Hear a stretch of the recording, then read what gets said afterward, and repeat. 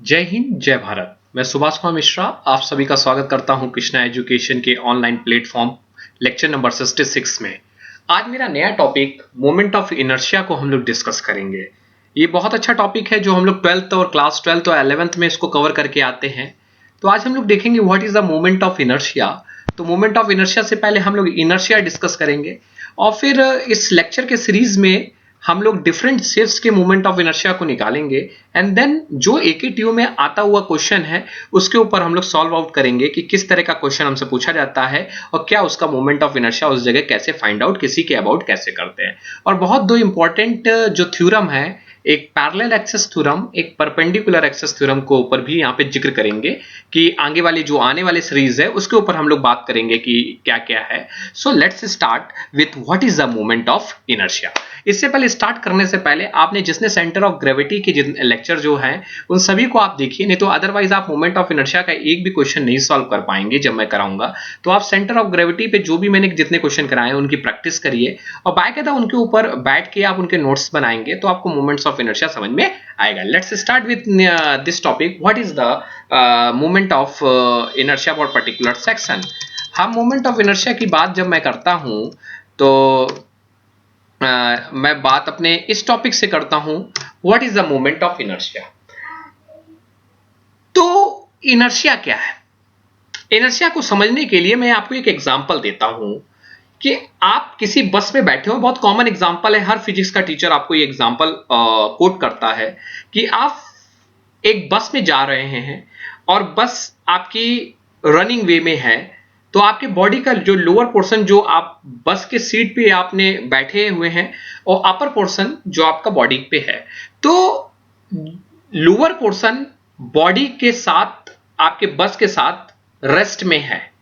जैसे he suddenly bus stop करती है तो आपका जो बॉडी का अपर पोर्शन होता है वो क्या करता है, दे आगे पुल डाउन होता है, वो आगे आने की कोशिश करता है। यही इसी का उल्टा है कि जब आपका स्टार्ट होती है बॉडी तो बस स्टार्ट होने पे होती है तो आपका बॉडी जो होता है अपर पोर्शन वो पीछे की तरफ जाता है। What is this? ये क्या सिंबल इंडिकेट कर रहा है?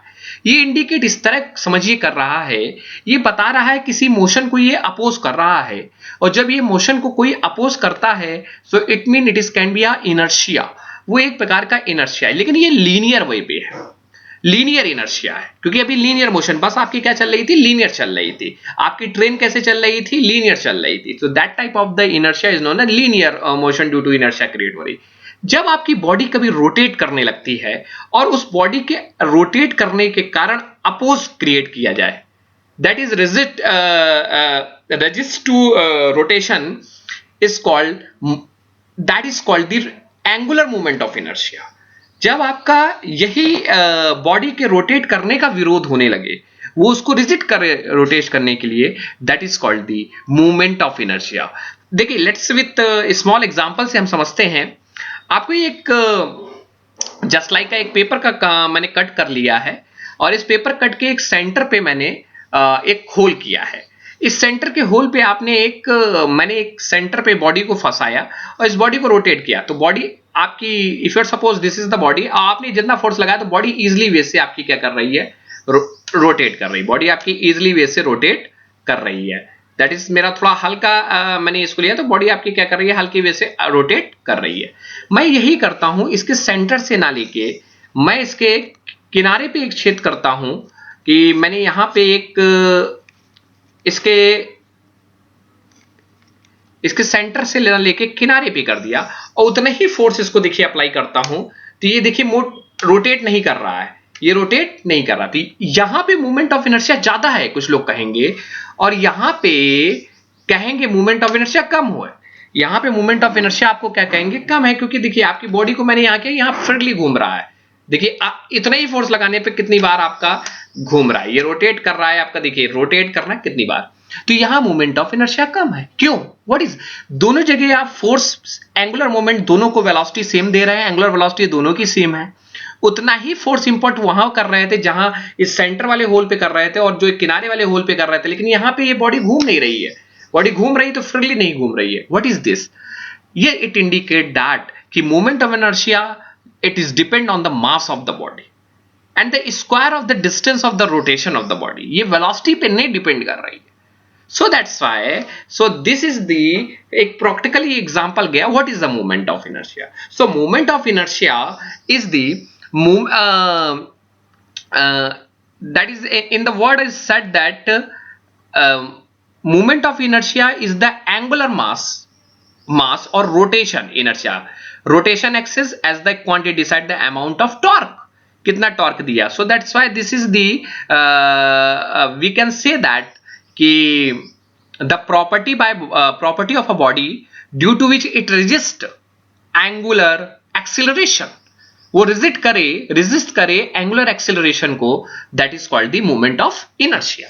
लेकिन मैथमेटिकली टर्म में जब हम लोग बात करते हैं तो कभी कभी हमारी एक डिफिनेशन मिलती है कि what is the first movement of inertia.